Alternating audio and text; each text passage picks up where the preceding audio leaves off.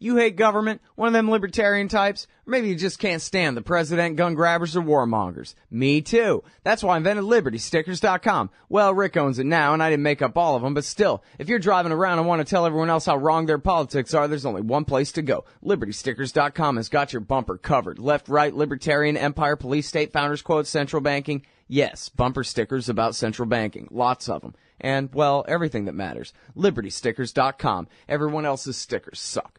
All right, you guys, welcome back to the show. I'm Scott Horton. It's my show, The Scott Horton Show, here on the Liberty Radio Network, live from noon to 2 Eastern Time on the weekdays. Hey, join up the chat room at scotthorton.org/chat. It's a particularly productive one today, it seems like. scotthorton.org/chat. All right. Our next guest on the show is John Mueller. He is at the Cato Institute. And I think is a professor at the University of Chicago. Used to be, at least. Welcome back to the show, John. How are you doing? I'm doing just fine. Are you still at the University of Chicago here? No, at Ohio State. I was a student at Chicago, but I'm a professor now at Ohio State. Oh, Ohio State. I'm sorry, I got that wrong. I was just going from memory there. Anyway, you're the author of the great book Overblown, which I just love. We talked about it years ago, how politicians and the terrorism industry inflate national security threats and why we believe them. And then, I see you have a more recent Atomic Obsession, Nuclear Alarmism from Hiroshima to Al-Qaeda. Well, I might ask you a little bit about that at the end of this thing if we get to it, because I got some atomic alarmism myself. Okay. So big fan of the book Overblown, and try to recommend it and link to it and things when I can. And the bottom line is they always overstate the threats to the American people from our enemies. And you go back in that book, you talk about Abe Lincoln and all the threats, if I remember right, of the South is going to conquer D.C. and all of the North at any time now, even though it was really a war of secession, not a genuine civil war in that sense, where they were fighting for control of the capital. And then you talk about all the threats of the Japanese during World War II and other boogeymen who are coming to get us all if we don't do X against them now or first or something like that. So you want to take us back through some of that history to start here? Yeah. It particularly focuses on the World War II, but particularly since the Cold War. And the argument basically is any international threat that has sort of risen to real consciousness then has been substantially inflated. And in many respects, I want to apply that lesson to terrorism. So I go back and look at all the threats that have been seen. Some of them are quite real out there, but the question is, how threatening are they? How bad are they? And find that they basically all were very exaggerated. The idea that the Soviet Union, for example, is about to invade Western Europe, fears about imminent nuclear catastrophe, concerns about what I call devils du jour, like Castro and Gaddafi and Kim Il-sung and so forth, proved to be, in retrospect, considerably greater than actually was justified. And so my argument is that the current boogeyman, of course, is terrorists, and it seems entirely appropriate and likely that that threat has been exaggerated as well, and the book argues that indeed it has been. Mm-hmm. Well, now, going back to World War II for a second here, I was really, educated by your book on this subject. Of course, we have perfect 20/20 hindsight now, and, we know that virtually the entire war in the Pacific between America and Japan was fought to the west of the Hawaiian Islands from here. It was in their sphere of influences where the whole war was fought, and yet it goes kind of unremarked, I guess, because it didn't come true. We are never really educated in school here about what the threat from Japan was told to be during that time, that they had the American people believing that California and maybe much more than that could fall to Japan at any time. Yeah, and a lot of that was bottom up. People were really afraid after Pearl Harbor, and of course, focused on the Japanese community, which eventually was put into concentration camps, particularly in California. But the issue is impressive that policymakers never really considered the alternative. It's not so much that it's not surprising they picked what they picked, but the alternative after Pearl Harbor was to say, look, we've lost 2,500 troops or people at Pearl Harbor.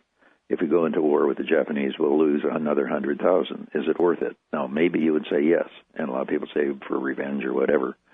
But what bothers me is not so much what they did in that respect, but that they never even asked that question. And the other question that is never really asked is, are there different ways of getting at the Japanese?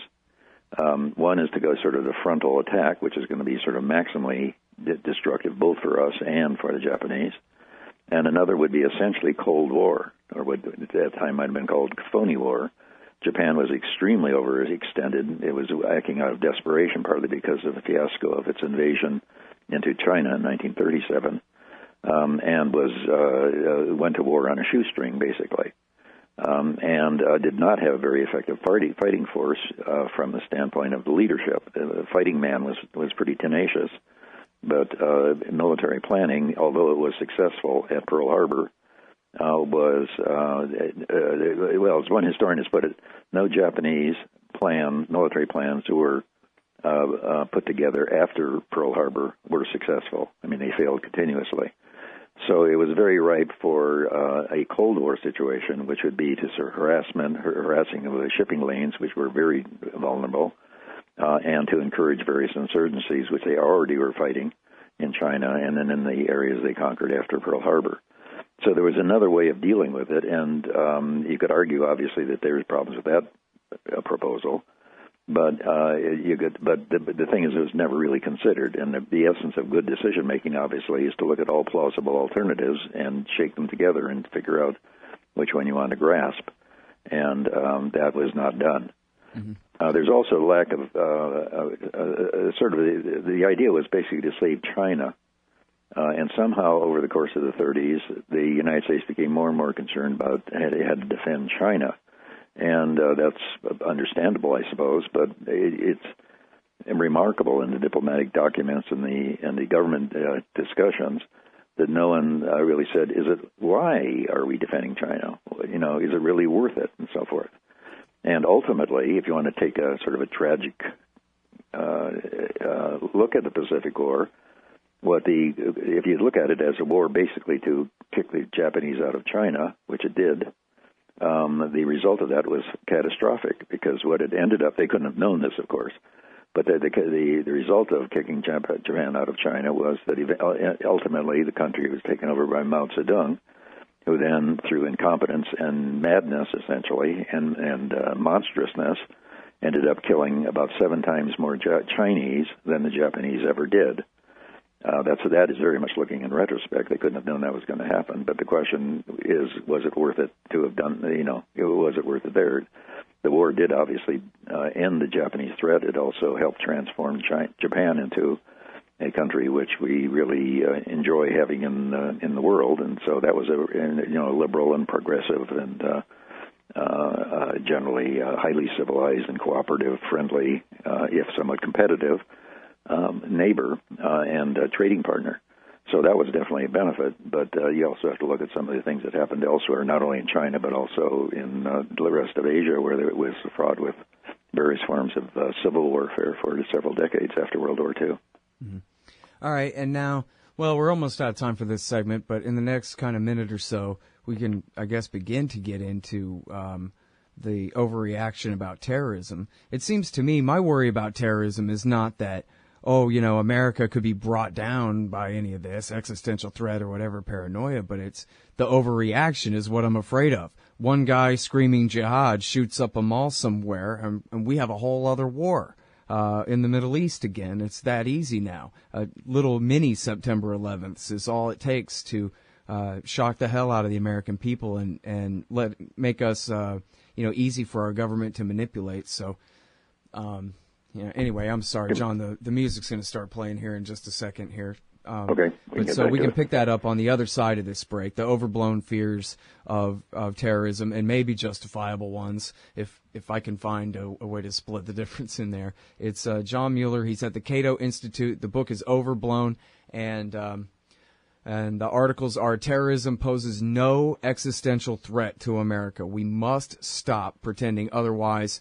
And then also what terrorists are really angry about. We'll be discussing both of these when we get back from this break in just a minute. Hey, y'all, Scott Horton here for WallStreetWindow.com. Mike Swanson knows his stuff. He made a killing running his own hedge fund and always gets out of the stock market before the government-generated bubbles pop, which is, by the way, what he's doing right now, selling all his stocks and betting on gold and commodities. Sign up at wallstreetwindow.com and get real-time updates from Mike on all his market moves. It's hard to know how to protect your savings and earn a good return in an economy like this. Mike Swanson can help. Follow along on paper and see for yourself. wallstreetwindow.com. Okay, guys, welcome back. I'm Scott Horton. It's my show, The Scott Horton Show, talking with John Mueller from the Cato Institute and the University of Ohio. Oh, is it Ohio State? I got it wrong. Ohio State University, sorry. And we're talking about overblown threats to the republic that our government's always pointing to. And from, the Japanese and World War II through today. So now I guess I was trying to set up a question here, John, with something about, I'm a bit paranoid. I think that the ISIS guys, they don't have much of the means. They do have the motive, and they could come up with the opportunity to do some attacks, or Al-Qaeda too, in order to accomplish the same thing they've been trying to accomplish this whole time, which is to get America to spend so much money trying to fight them that we end up bankrupting the empire and bankrupting our whole country the way that they take credit for doing to the Soviet Union back in the 1980s. And so I'm not worried that I'm going to die in one or that America's going to cease to exist in one, but I am worried that a couple of small attacks and the Congress will pass that many more laws and the Pentagon will launch that many more attacks of their own, and down further the spiral will go. What about that? Yeah, well, I definitely share your concern. There's just been a constant overreaction to the terrorist threat, starting obviously at 9/11, even before in some respects, but certainly after 9/11. And I actually published a book, came out in 2011, called Terror, Security, and Money, Balancing the Benefits, Risks, and Costs of Homeland Security, in which a risk analyst and engineer by the name of Mark Stewart and I tried to apply risk management analyses to counterterrorism expenditures. And if you look at what the threat is, and it is not zero, obviously, and then compare it to the expenditures, it's just wildly cost ineffective for the money that's been spent. One way of putting it is that we point out in the book that in order to justify the increase of terrorism expenditures since 9/11, just the increase, not the whole money, but just how much has gone up, which is about $1 trillion total over the time since 9/11. In order to justify that, you would have to demonstrate that these increased expenditures have deterred, prevented, or protected against about 3 large attacks, Times Square type attacks, every single day. And that's a good way of sort of putting it in a fairly vivid way. And we look at various other measures. Some measures seem to have been pretty sensible because they're not very expensive and they do enhance security. Other measures which are very expensive, for example, the federal air marshals on airliners, which don't help security much at all, if any, and cost a lot, namely $1 billion a year, are decidedly not cost effective. And what bothers us is that analysis, which is very straightforward and is used for natural hazards, and it's used for radiation, siting nuclear plants, and it's used for safety measures. Should you put seatbelts in the back seat of a car, for example? That kind of analysis that is done routinely has not been applied to the terrorism standard. Instead, somebody got on an airplane with a bomb in his underwear, therefore we have to do something about underwear or about shoes or about liquids or whatever, without that kind of analysis. So it's pretty clear that the threat has been massively exaggerated, and the expenditures, as you point out, have been very high.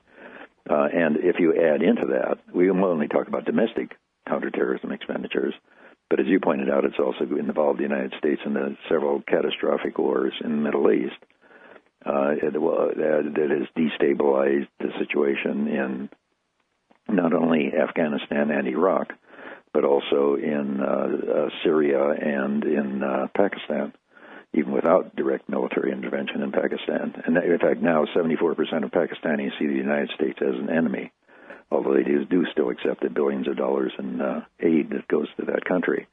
That's really a remarkable non-achievement, you might say, of foreign policy.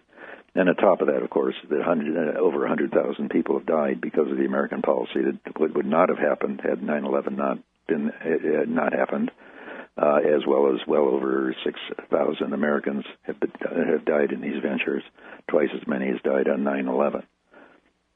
Mm-hmm. And now, let me ask you this, because it seems like the consensus on the security measures and the consensus of all this, there's plenty of, obviously plenty of room for just groupthink where, everybody in D.C. apparently, we all kind of agree at least on these issues. We must always spend more and more on security and never less. Well, I don't know. It seems like there's some regret over the full-scale invasion of Iraq. I don't know if D.C. as a whole really regrets the regime change there, maybe just the way it was carried out. Maybe there's a little bit of a lesson learned there. But it seems like that basically they're all happy to kind of go through. It's almost like 1984 doublethink levels of cognitive dissonance here, where they all kind of know that you're right. You know what I mean? That this is ridiculous, and yet they persist. And then another example is one from your other article, which is the motive of the terrorists in the first place, where on the right wing they say Islam is evil, Islam is Satan, Islam is, once you believe in it hard enough, it makes you want to suicide bomb innocent things and whatever this lie. And then the Democrats' answer is, no, we just need a LBJ Great Society program over there to give everybody a nice job. And nobody wants to admit that it's the violence that the Americans cause over there. But I guess so what I'm trying to get to is whether the degree to which you think the people with the power in D.C. know good and well what they're doing, and the degree to which that, no, really, they are like a bunch of kindergartners and just cannot accept the truth, and so they persist in the falsehood and then the folly policy based on the falsehood. Yeah, well, it's sort of you're right in terms of this sort of rolling consensus that just keeps going. And you're certainly right in the absence of remorse about the disastrous decision which resulted in the death of over 100,000 Iraqis to invade in 2003. As Steve Walt put it once, being a neocon means never having to say you're sorry. Exactly. So there's that. I do think, however, that it's pretty clear that the disasters in Afghanistan and Iraq, as well as other places, even, of course, Libya, which looked like a success for a while, it's not turned out to be a disaster, have led to the idea of an Iraq syndrome. Let's not do that again, very much like after Vietnam. And so even though you have proposals about doing more against various factions and stuff and problems within the Middle East, including using military force, just about everybody is very careful about wanting to get into a ground war. What they don't seem to appreciate very much is that the United States seems to have progressively made it worse, whether it's sending ground troops or not. The case in Lebanon the case in Libya is very clear in that respect. They got rid of Gaddafi, and then what came after Gaddafi was worse than Gaddafi. And that's not to be seen as some sort of suggestion that Gaddafi was a wonderful person or a good leader, but just it is possible to have things that are even worse. And you don't really get that. You do get a restraint in the sense we don't want to send American ground troops in, and that may be weakening some that attitude, but it's still pretty much in place. But there's still the idea that, for example, we can train combatants, moderate Syrians. Well, what we did was spent about a few $1 trillion basically training a 300,000-man army in Iraq, and it fell apart as soon as ISIS sent 500 people at the city of Mosul. Those are all crack troops trained by the great American military. And now, with that abject failure behind us, the idea is that, well, maybe we can train the next one somewhat better. And that's obviously a really questionable thing. The idea that you got these very difficult, intractable problems that somehow American can-do ability will change them, you'd think would be sort of undercut somewhat by the fact that there's been this abject failure in terms of foreign policy pretty consistently for the last 15 years in the Middle East. But there's still this notion that we are still the exceptional nation and we can do things and so forth. But it is tempered by the experience in the sense that we want to do it, but we don't want to do it with ground troops in any kind of reason, in any kind of substantial number. And we'll have to see if that holds. Mm-hmm. Okay, but if you were at a dinner with some of these think tank or mucky muck types and you said to them, come on, man, you guys all know that all the Al-Qaeda attacks all through the 1990s, all of Osama's statements, all the biography of Mohammed Atta and Ramzi bin al-Shibh and the ringleaders of the 9/11 attack, all of that says that it's American occupation and violence in the Middle East that caused the, September 11th attack, which then we pretend was the first day of the war on terrorism, and base all our policy on, the premise that we're defending ourselves from their aggression. And you guys all know, right, that this is all a bunch of nonsense. What would they say? I mean, they really don't know that George H.W. Bush waged a war against Iraq, that Bill Clinton kept the blockade on and the bases in Saudi, that Ramzi Youssef, the first World Trade Center bomber, said, I'm doing this because you support Israel and their occupation. I mean, honestly, and I'm sorry to do this to you, but it's a perennial discussion on the show. Stupidity or the plan, stupid plan. And misunderstandings. I have journalists on this show and experts like yourself on this show who explain perfectly well what's going on in the world, and then I watch year after year go by where the people in D.C. all pretend to have no idea. But so I wonder, I mean, maybe they're really not pretending. Maybe there hasn't been an honest discussion of Mohammed Atta's motives in D.C. yet. Yeah, I think that's unfortunately true. In other words, if they were just corruption, it'd be sort of easy. But if they actually believe this stuff, it's really impressive. That article you mentioned, which I just recently published in CNN.com, is based on a study of looking at all the terrorists who've tried to do or thought about doing damage within the United States, whether they're based abroad or whether they're based in the United States. It's a case study book which is available online at no charge, called Terrorism Since 9/11, The American Cases. And when we put these cases together, what really sprung out was the fact that almost everybody was motivated by hostility to American foreign policy. They're over there, they're trying to kill my people. I'm defending Islam against an onslaught by the United States. And there's plenty of things that fed that, things like Abu Ghraib and so forth, or an errant drone strike that kills a wedding party and things like that. The inability to grasp that is really monumental, and that includes left and right throughout Washington overall. Mm-hmm. Even though when you actually talk to them frequently, particularly specialists, they will say, yeah, the big motivating force is foreign policy. Mm-hmm. But it's all got caught up in this idea about radicalization, and there's some sort of ideological, they get this ideology, and they do it because of the ideology. Well, if they're radicalized, for example, the French guy, one of the French killers at the newspaper attack in Paris was radicalized, if you want to use that expression, by reading about Abu Ghraib. It wasn't. That isn't really ideological. That's an outrage at something that he found very much outrageous, and that seems to be the most motivating force. Yep. The idea that you can somehow change the ideology, or that by giving people a lot of jobs and job opportunities, that they're not going to be outraged when you drop a bomb on a wedding party, is pretty naive, I think. Mm. Well, and I guess, like you say in the subtitle here about the terrorism industry and all of that, none of these, virtually no one in D.C. has a real personal vested interest in ending the war on terrorism. Everybody's benefiting from keeping the thing going. So it really, it's been since Ron Paul left office that we had anyone up there who was deliberately trying to pick and win this particular fight, this particular argument about how we got into this mess. And it seems like it hasn't really been mentioned much since then. And so we'll just continue on. I mean, even though everyone knows ISIS is the result of Bush's war in Iraq and Obama's war in Syria, well, now we got to fight them, and I guess the next one too.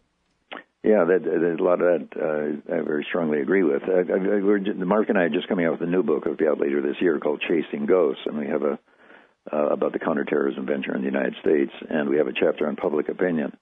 But a lot of this is bottom up. In other words, people are still as emotional about 9/11 now as they were then. There's been very little change since the end of 2001. And a percentage of people who say that Al-Qaeda is winning the war, or that I'm worried that my kid might be killed by a terrorist, or that say that I expect a big attack in the next few months. Or that and there's also been no change in the percentage of people who think they feel safe. So in many respects, the bureaucrats and the politicians are playing to that public opinion, and they're afraid, essentially, if they say what I say, they'll be voted out of office or otherwise purged. And so a lot of the momentum is bottom up. And what bothers me is they never even try to put it in context. It's one thing to say, talk about trying to be safer, but virtually nobody ever says, how safe are we? Now, any rational discussion of this, that's where you begin. What's the danger? How dangerous is it? Well, it's easy to calculate it, even including 9/11 in the calculation. An American's chance of being killed by a terrorist is about 1 in 4 million per year. If you only count the time since 9/11, your chance of being killed is 1 in maybe 200 million per year. And so the question should be, say, isn't that safe enough? That's what you want to start with. Is 1 chance in 4 million, is that safe enough? But do you want to spend a lot of money to make it even lower? And maybe we should investigate some of the things that maybe we're spending a lot of money on stuff that hasn't really helped all that much in making us safer. But the calculation is basically never there. No one ever talks about how safe we are. And that's where the discussion should begin. Right. Yeah, well, and of course then where it ends is we have the perfect answer. The best way to protect ourselves from terrorism is to quit fighting it, since we're the ones who picked the fight in the first place. And then we can save money and fight terrorism at the same time by being a normal country. Yeah, the biggest, by far the biggest consequence and cost of terrorism has been the overreaction. Obviously, if you include, the wars in Iraq and Afghanistan, so it's cost several $1 trillion, and the increase of expenditures on just domestic homeland security has been $1 trillion. That's a lot more damage to the American economy and well-being than anything the terrorists have ever done. And also, there's an unwillingness to really grasp the degree to which terrorists do damage, at least out of war zones. And it's easy to count because there's all these databases about how much terrorism there is around the world. And when you get outside of war zones, it comes to be maybe 200-300 people are killed per year in the whole world by terrorists. In fact, terrorists of all sorts, not only Islamist terrorists. So the question is, that's not really all that unsafe, is it? That's too bad about it. It's tragic that anybody should have to die, obviously, from this, but it's not a very big number, and people are not willing to really look at that very much overall. So there might be some beginning changes with the Obama administration, and now starting to say, is that the article in the Guardian pointed out, that I did, Mark and I did, that they're now willing to say that it's not an existential threat. Now, what's really remarkable about that is that's such a banal, obvious thing that they're not going to destroy the United States, wipe out everybody in the country. And the fact that it's taken until 2014 or 2015 before anybody in authority has actually been able to say it's not an existential threat is really quite remarkable. It shows how far behind reality much of the rhetoric has been. Almost all of the rhetoric has been. All right, well, keep pushing that boulder uphill. Okay. Thanks very much, John. Okay, thank you. Good luck.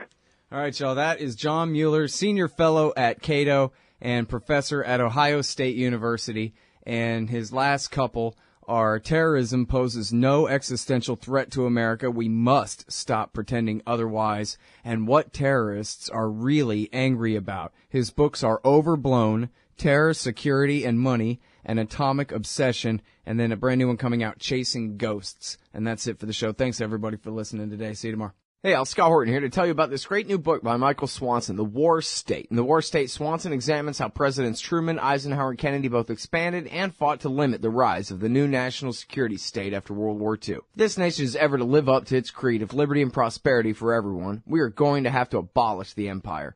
Know your enemy. Get The War State by Michael Swanson. It's available at your local bookstore or at Amazon.com in Kindle or in paperback. Just click the book in the right margin at scotthorton.org or thewarstate.com.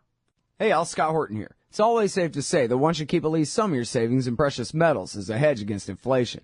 And if this economy ever does heat back up and the banks start expanding credit, rising prices could make metals a very profitable bet. Since 1977, Robertson Roberts Brokerage Inc. has been helping people buy and sell gold, silver, platinum, and palladium, and they do it well. They're fast, reliable, and trusted for more than 35 years. And they take Bitcoin. Call Robertson Roberts at 1-800-874-9760 or stop by rrbi.co. Hey, y'all, Scott Horton here for Liberty.me, the social network and community-based publishing platform for the liberty-minded. Liberty.me combines the best of social media technology all in one place and features classes, discussions, guides, events, publishing, podcasts, and so much more. And Jeffrey Tucker and I are starting a new monthly show at Liberty.me, Eye on the Empire. It's just $4 a month if you use promo code SCOTT when you sign up. And hey, once you do, add me as a friend on there at scotthorton.liberty.me. Be free. Liberty.me. Hey, y'all, run out and get a copy of Embedded Alive, First-Person Journalism in the United States of America, 2013 through 14 by Chris Braswell. The book takes a gonzo look at daily life in America, columns, informational letters, and other marketplace vigilance, a look at drug abuse culture and its marketing, and a series of contemplative and metaphysical essays. Get Embedded Alive, First-Person Journalism in the United States of America, 2013 through 14 in paperback, hardcover, and digital formats at fusepowder.com.